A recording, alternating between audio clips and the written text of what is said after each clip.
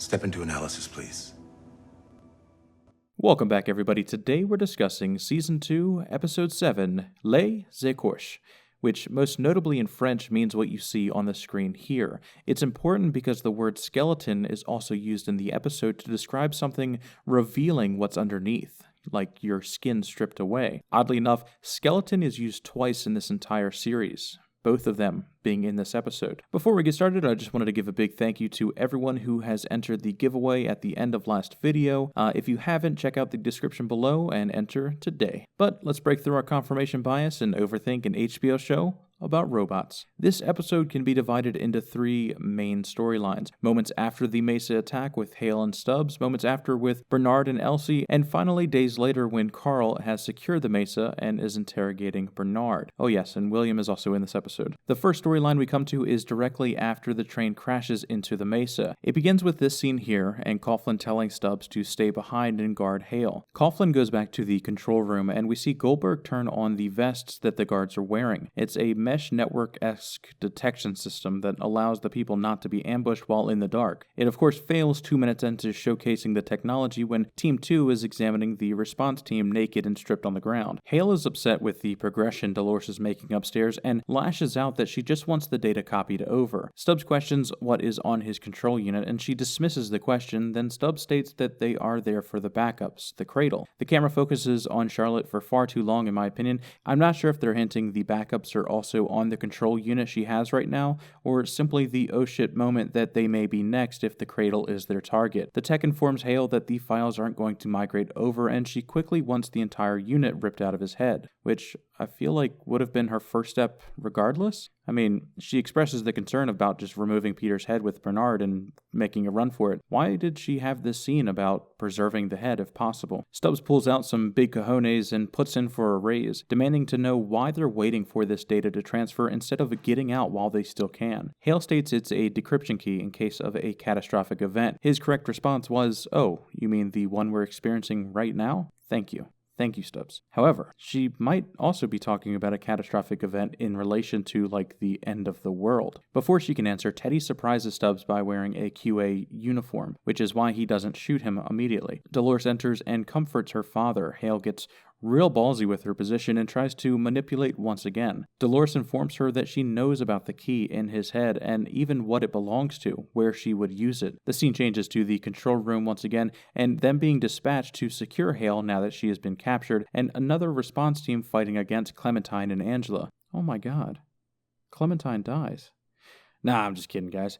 Clementine was shot where? Not her control unit, which means she can still be brought back. Remember, hosts have a death variable. A certain trigger that if called upon will simulate a human death. A real death for a host is anything that destroys the control unit in their head, where the storyline and attributes are stored. She will be awakened once again, and I think it's going to be Maeve later on, like I called in episode 5. We see a Shogun Maeve and Clementine and the motherly bond that they share. Now, Maeve previously had in her head that another daughter existed, but I mean, that daughter isn't her daughter. However, the memories that she shared with Clementine are real. The scene switches to Dolores and Hale once again, and she discusses the point of the project was to be like them, to map the human mind to a host body and live forever. Dolores assures Hale that her chances at eternity will die in the valley, with all of the other souls that they have gathered there. So I think this either hints at a cradle-like device that Delos also has, and they're storing people until they can reach that fidelity test point in immortality, or perhaps when they open the doors to the valley beyond, it's just hundreds or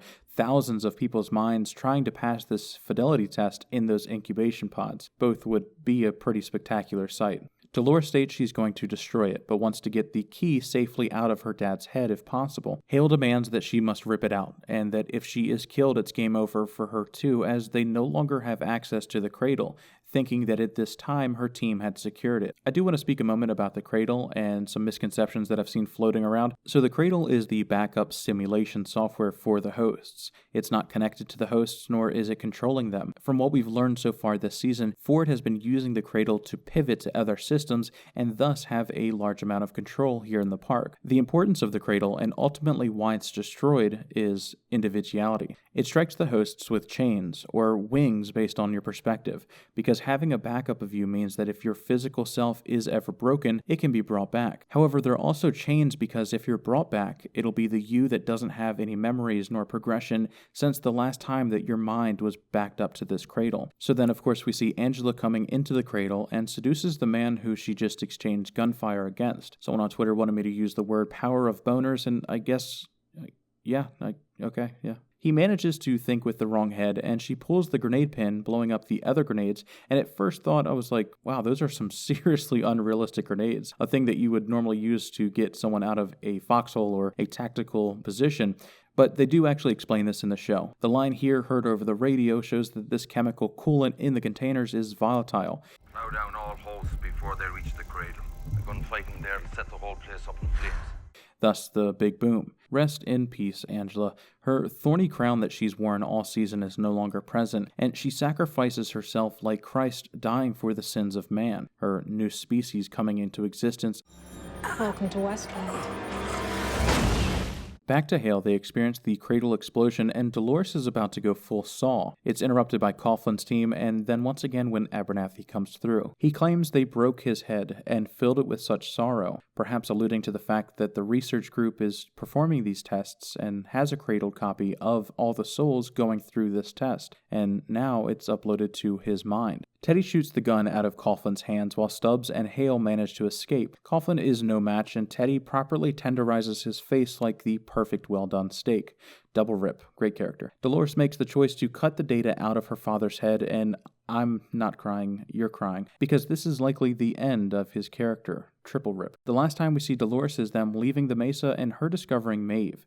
Now, let's explore Maeve and William's journey prior to her getting here. Note this happens during the time the train bomb detonates at the Mesa. What's interesting is that both William and Maeve were pressed here by Ghost Nation. Note that Ford wanted William's journey to be a solo adventure, and he doesn't listen. And because of that, Maeve now has people to control, resulting in William getting shot 4 times. One in the right arm, right leg, and finally by Lawrence in the chest. The entire scene was beautiful, and it showed that Maeve may not have the control over hosts on the journey. Lawrence is shot in the chest, triggering that death variable, which means, again, he may be brought back. Maeve is also shot multiple times, but because of the alterations to her code, it doesn't trigger that death variable. And Lee saves her before the killing blow and brings her back to the Mesa. Now, none of them see William, but he's alone and riddled with bullets. I imagine Emily will come into play here and save the day, because, again, no one wants him to die there. Lee will likely be the one that saves Maeve, and they will likely go back into the Mesa and discover Clementine. The other storyline going on at the same time of the Mesa bombing is Elsie and Bernard. It switches to Bernard in the cradle with Ford. They discuss God not resting on the 7th day and how he would be happy that it would come to an end. Brings up something that I cut out of my other video about Delos' plan be destroying the park when Ford finally left. You were the one who would so blithely destroy all of them. Even him, I suppose. All of the beauty you and I have made in this place, the art of it, they would have destroyed it. They would have destroyed you. I won't let that happen.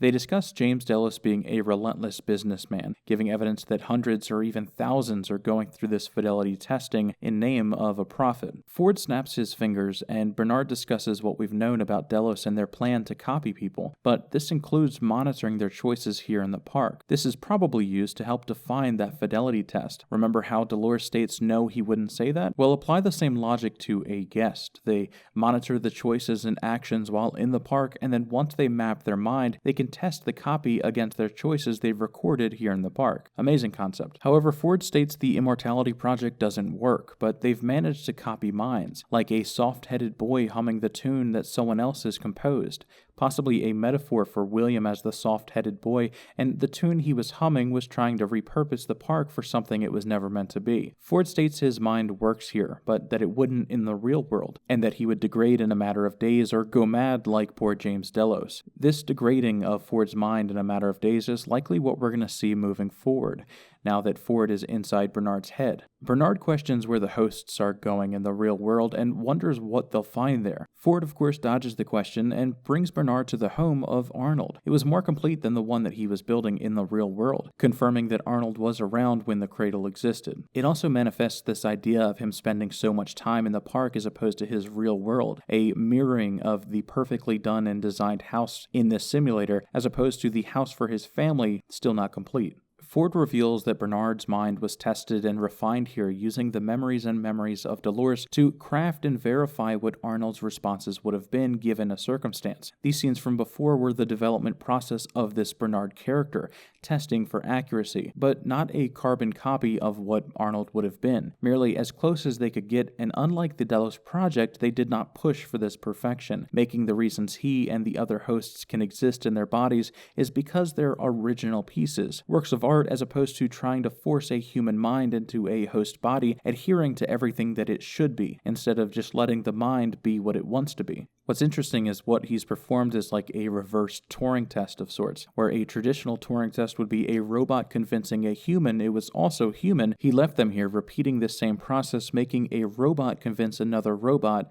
that it was human. After all, her being fooled means exactly that. She thought he was Arnold at the end of the test. Ford reveals that Bernard, at the base level of who he is just a good person, but him being a good person leaves him in a vulnerable position, and the beautiful garden that is his mind would be destroyed forever. In other words, Ford is going to join Bernard's mind for the short time that he can exist there and ensure that Bernard makes the right steps to get him to the point of safety. The Pearl is reinserted and the Mesa system restarts and is brought back online. This, of course, because Ford is no longer the one controlling the cradle and the integration of the park systems. They make a run for it, and Ford instructs Bernard to ditch Elsie. Elsie goes for more firepower while Bernard goes for a vehicle. They come back to the control room and Bernard shuts down the rest of the systems, allowing Dolores free reign. Bernard is stopped by Delos employees on a secure floor. Ford takes over and through Bernard murders his way past the guards. Bernard is now on his way to the valley beyond with Ford in his head. Something really cool to think about is when William is told by Ford through Alonzo that he'll see him in the valley beyond, it looks like that's going to be a little more manifested when Bernard gets there. So we'll have a nice interaction between Bernard and William. This brings us to the final storyline of Bernard and Charlotte. It begins with Bernard waking to a picture of his dearly departed child physically in hand, while more accurately it is the picture of Arnold's child given to him as a cornerstone. This takes place an unspoken number of days since Carl Strand and his team arrive at the beach and retake the facility. Stubbs is quite nervous, citing that these people aren't the rescue team, that they're here just for their secret project and could care less about the people involved, that they would even kill anyone who knew about it. He claims that Hale had a SATCOM in her office. Most commonly this means satellite communications device, but who exactly would they call for help given the chance? But that was the plan, because right on cue, Carl interrupts and takes them both as hostage. On the way, we learn that Carl is looking for a key, something that is so grand it could be sold to the highest bidder, and accuses Bernard or Stubbs of killing Teresa for said key. He brings them to Ford's secret family home and the underground basement where Bernard killed Teresa. Hale states this project is the turning point of the human species and that Stubbs knows that, and Carl finishes that it means that he knew how much it would be worth on the open market. But of course, Stubbs doesn't know anything about this project. Their interaction here proves that. I apparently know very little about what's really in this place. Oh, please. Are you still pissed you got picked last for kickball, too? You were hired to secure an amusement park. Good luck on your next review, by the way. Charlotte knows that Stubbs doesn't know, but still plants the idea in Carl's head and thus accuses him of such, bringing them here. Then in front of everyone reinforces, "Oh, but you knew that, didn't you, Stubbs?" I was hoping he'd reply with, "No, you daft moron, we just talked about this. I clearly don't know anything about your secret research project. I thought I was just the amusement park security guard. Why are you trying so hard to convince these people that I know about this project?" The answer of that is, of course, because she no longer has a buffer. And from her perspective, Lee Sizemore is probably dead, so scapegoat Stubbs, the man most frameable as we learn from Carl's insertion, is next on the chopping block. They find the door, and we're shown the amazing reveal of Bernard's previous builds. They come back to the Mesa, and Charlotte is inside the glass pane doing a one-on-one with Bernard, which is really interesting, because why? Why wouldn't everyone be in there with them? Stubbs asks what they're doing, and we are shown the screen of excruciating torture methods. Now, previously, hosts couldn't withhold information. If they wanted to know something, you would just ask. So why all of these torture methods? Well, my best guess is that these are procedures in case any demented guest wants to indulge in, for say, waterboarding of a host. But it begs the question, if they have this list so readily available for host interrogation practices, is there any other purpose for it? Hale is trying to fill in the blanks between now and when the train bomb attack happened and Dolores leaving with the control unit. The end of the episode is Bernard flashing through his memories as Hale states how hard it is to decipher between the real and what is planted. The text states his system is under siege, witnessing heavy fragmentation and coring itself within the last hour, also described as trying to debug his own mind. So with everything we know at this point, with Ford last seen inside of Bernard's mind, this could be caused by the degradation of Ford's mind itself.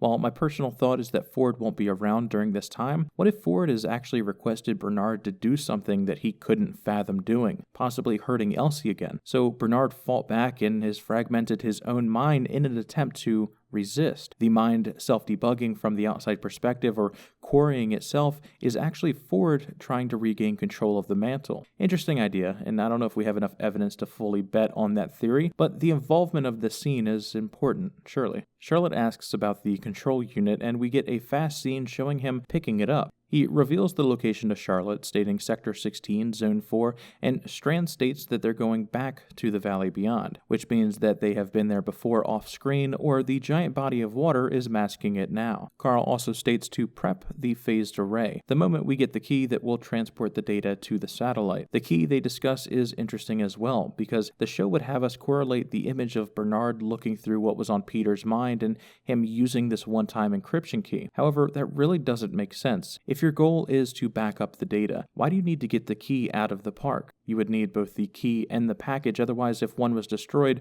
they would both be destroyed. It could also be a metaphorical key, like it's the key that would advance the human race or the key to peace on Earth. And with that, the conclusion of this video and the masterpiece that is episode 7. The length of time in between these two periods is getting ever slimmer, and it's not just hosts now converging to the Valley Beyond, it's also people. Let me know what you think in the comments below and add to the conversation anything you felt that I have left out that you want to highlight in addition. Special thank you to Robert Holtz, John Levin, Chris Cole, and the newest addition to the month's highest tier donators, Sammy, Barras, the 4 sexiest people on the face of the planet. Sorry, babe. If you want to get involved and get early access or exclusive content, be sure to check out the Patreon community today. Also, be sure to check out the giveaway in the description below. Much love, everybody, and I can't wait to talk to you again soon.